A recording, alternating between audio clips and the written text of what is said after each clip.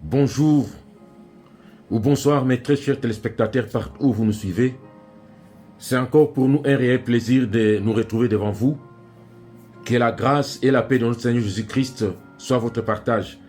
Pour tous ceux qui sont sur la chaîne et qui ne se sont pas encore abonnés, je vous invite à le faire et surtout de recommander vos proches à être parmi nos abonnés. Ça sera pour nous pas seulement une bénédiction, mais une sorte d'encouragement pour ce grand travail de l'évangile que nous faisons.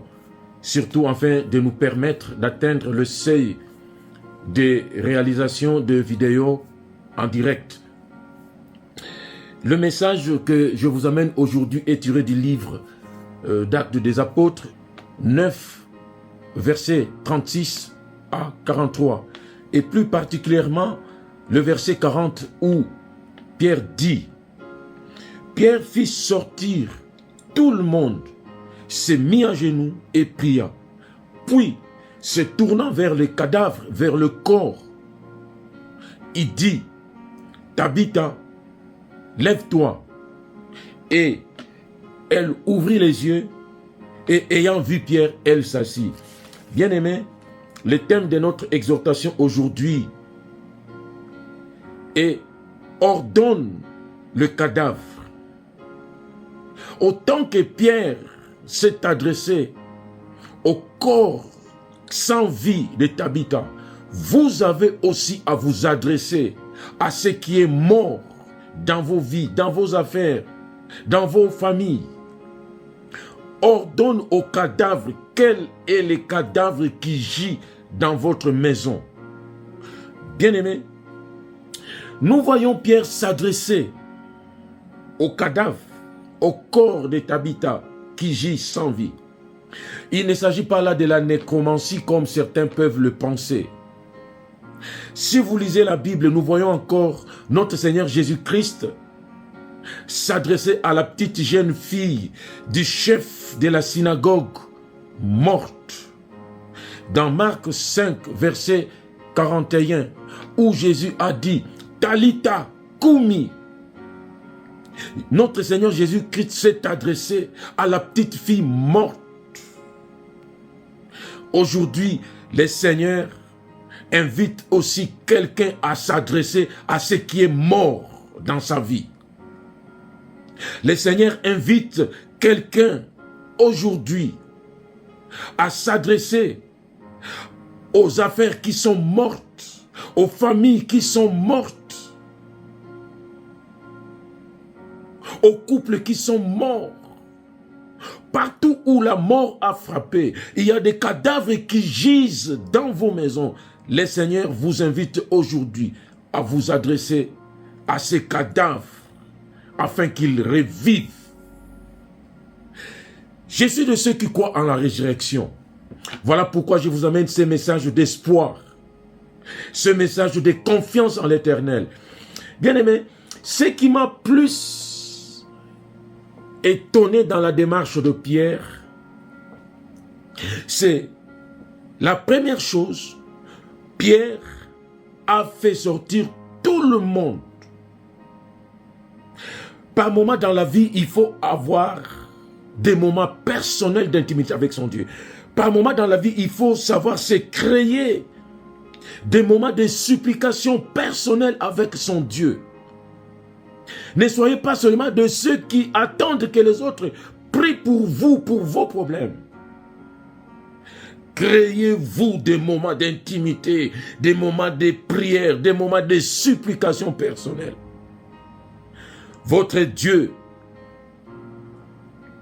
qui est en secret avec vous, sera votre récompense.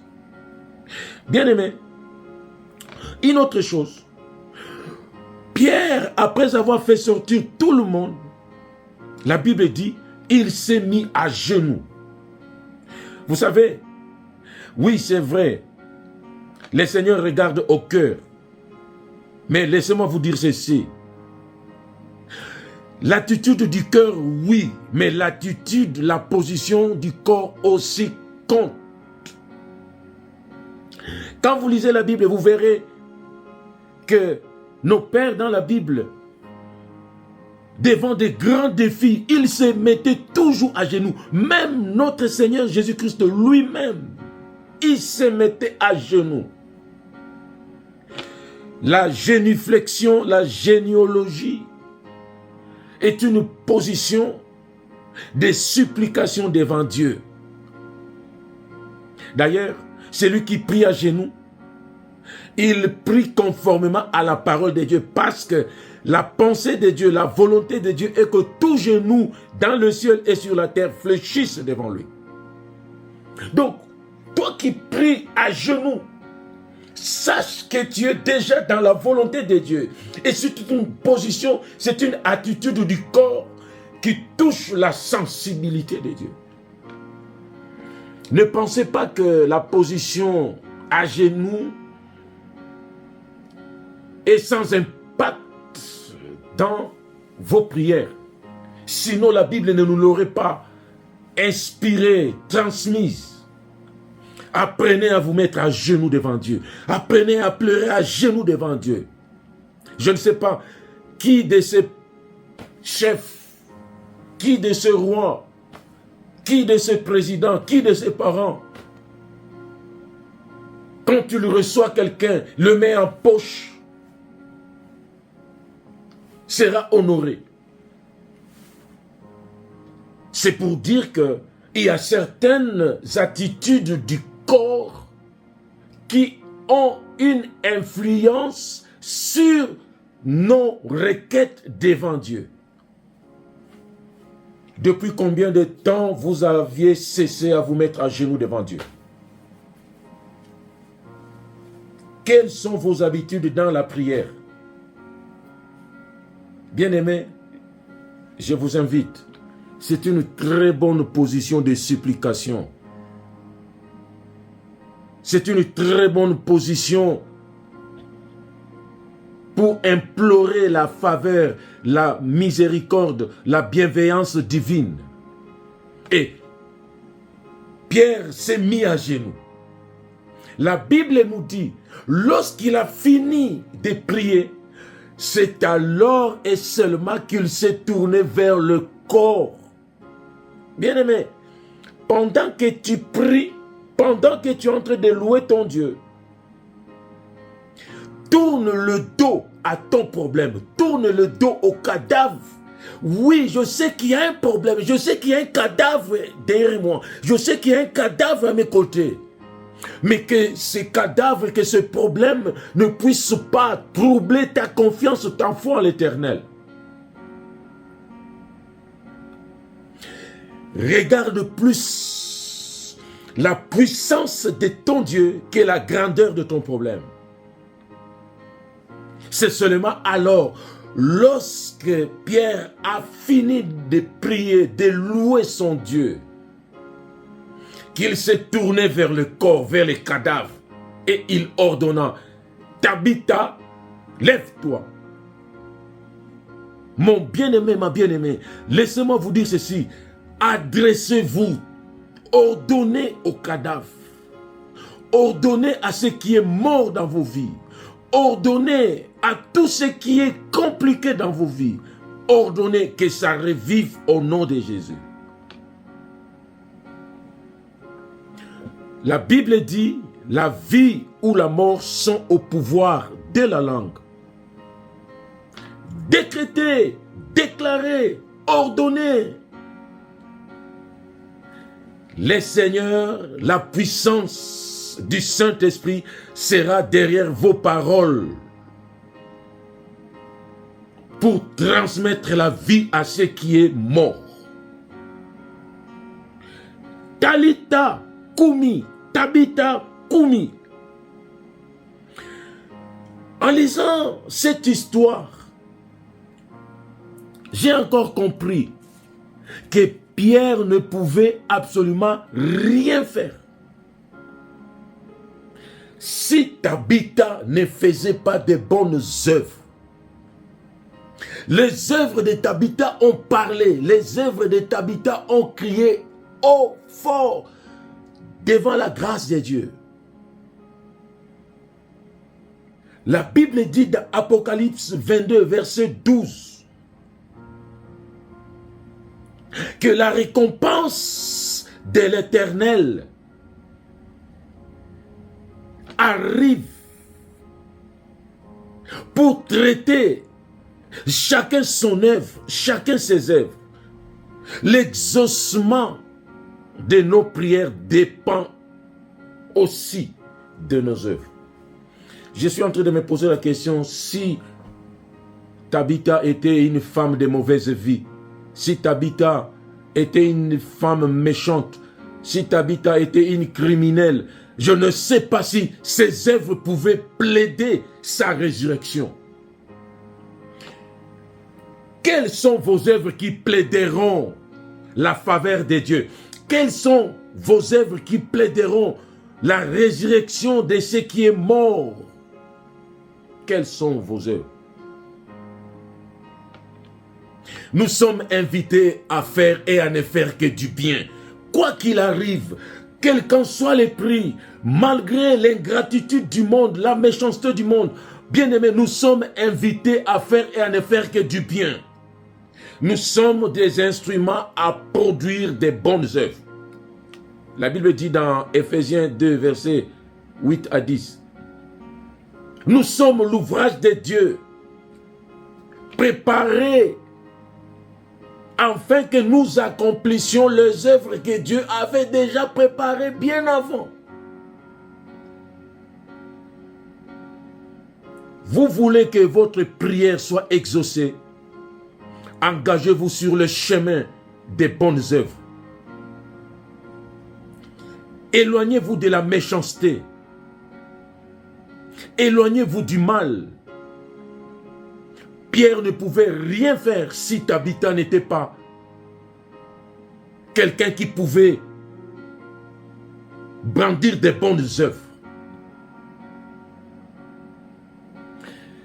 La Bible dit encore dans Apocalypse 14, verset 13, vos œuvres vous suivront, vos œuvres vous suivront, vos œuvres vous suivront, nos œuvres nous suivront et nos œuvres parleront en notre faveur. Quelles sont les œuvres qui parleront en votre faveur?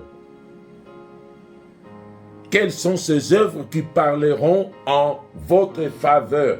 Quelles sont ces œuvres qui parleront en ma faveur? Quelles sont ces œuvres? La Bible nous montre que Dieu est un Dieu des souvenirs. Que Dieu se souvienne de quelles œuvres pour t'exaucer. Que Dieu se souvienne de quelles œuvres pour te donner encore une seconde grâce. Le Dieu de la restauration, c'est un Dieu des souvenirs. Moi, je crois à la restauration de votre vie. Je crois à la résurrection de ce qui est mort dans votre vie. Je crois en la résurrection. Voilà pourquoi je vous amène ces messages de foi et d'assurance, d'espérance. Confiez-vous en Dieu.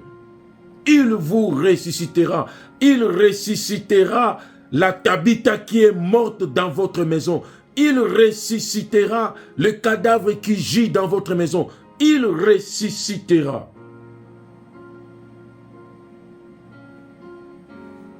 Qu'est-ce que je peux encore vous dire? Nous avions connu des cas désespérés. Souvenez-vous de Lazare dans le livre des Jean.